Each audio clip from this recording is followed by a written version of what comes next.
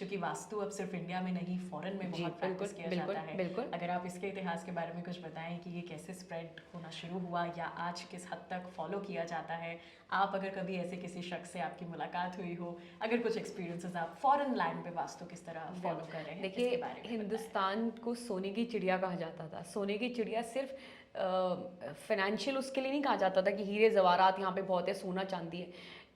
We were known as a golden sparrow also because of the knowledge, कि हमारी knowledge इतनी थी। Rich in आप पुराने, knowledge। हाँ, कि India was a rich country, rich in knowledge also. पहली यूनिवर्सिटी वर्ल्ड की नालंदा यूनिवर्सिटी हमारे हिंदुस्तान में थी, और उसमें बहुत सारा लिटरेचर था, सिर्फ वास्तु ज्योतिष पे नहीं और बहुत सारी चीज़ों पे। तो बाहर से, अभी से नहीं, आप हिस्ट्री उठा के पढ़िए, अलेक्जेंडर आया और भी बहुत से लोग आए। ये इसीलिए आते थे यहाँ पे, वो तो राजा था, उसको कोई पैसे की कमी थोड़ी ना थी, पर वो यही नॉलेज के लिए आते थे। और देखने यहाँ के से, लिए।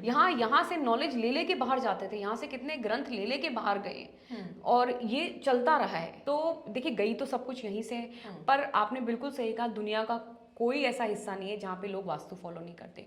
और जैसा आपने कहा कि यंगस्टर्स को लॉजिक चाहिए, इवन बाहर भी लोग जो है लॉजिक से अगर आप बात कर रहे हैं तो everybody will take it, right. और ये साइंस है ही लॉजिक की, जहाँ आप उसमें डर और वहम डाल दोगे वहाँ फिर गड़बड़ हो जाता है। अब मैंने बहुत सी जगह भी, मानसी अभी 2 महीने पहले मैं साउथ अफ्रीका गई थी, वहाँ मैंने वास्तु ही किया, राइट। उससे पहले भी बहुत सारी कंट्रीज हैं जहाँ मैं विजिट करती हूँ और लोग वास्तु फॉलो करते हैं। और ये नहीं कि इंडियंस वहाँ जो सेटल्ड हैं वो नहीं, जो और भी वहाँ के नेटिव लोग हैं वो भी वास्तु फॉलो करते हैं, because they see the logic. Difference है इंडियन के पर्सपेक्टिव में जो वो आपसे डिमांड करते हैं और जो वो डिमांड करते हैं? देखिए, डिफरेंस थोड़ा सा ये हो जाता है, वास्तु तो वही है, प्रिंसिपल्स तो देखिए 5 एलिमेंट्स तो 5 एलिमेंट्स ही हैं, उन्हीं का एप्लीकेशन है। It is just that her country में जो रहने का तरीका है, जिस तरह से स्ट्रक्चर बनते हैं वो अलग है, राइट। अब जैसे यूरोप में सर्दी ज़्यादा पड़ती है, उनके यहाँ गर्मी कम है, तो फिर हमें वो डायरेक्शंस देखना होता है। जैसे मैंने कहा, यहाँ पे हमारे यहाँ गर्मी ज़्यादा पड़ती है, सर्दी कम है, तो हमें उसके हिसाब से प्लानिंग करनी होती है कि ईस्ट में बड़ी खिड़की दो क्योंकि ईस्ट में राइजिंग सन है, वेस्ट में छोटी खिड़की दो क्योंकि वेस्ट में सेटिंग सन है।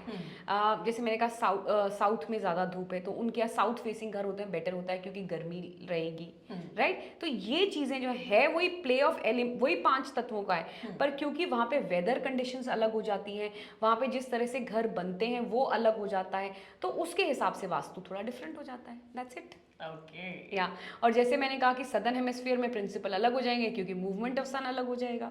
सो ये है। सो डरना नहीं है, बिल्कुल भी नहीं। अगर आप वास्तु फॉलो नहीं करते हैं, इट्स योर बिलीफ सिस्टम। बिल्कुल भी हम ये नहीं कह रहे कि आप उसे चेंज करें, वास्तु फॉलो करें, नहीं, आपका बिलीफ सिस्टम है और आप सही कर रहे हो। But then yes, vastu is just a protective layer, जिसे अगर आप इंप्लीमेंट करते हो अपनी लाइफ में तो बहुत कुछ चेंजेस भी देख सकते हैं। Thank you so much Riddhi बहन हमारे साथ जुड़ने के लिए एबीपी लाइव पॉडकास्ट पर, और हमें वास्तु का साइंटिफिक और लॉजिकल पर्सपेक्टिव बताने के लिए। Thank you so much. Thank you so much. Thank you.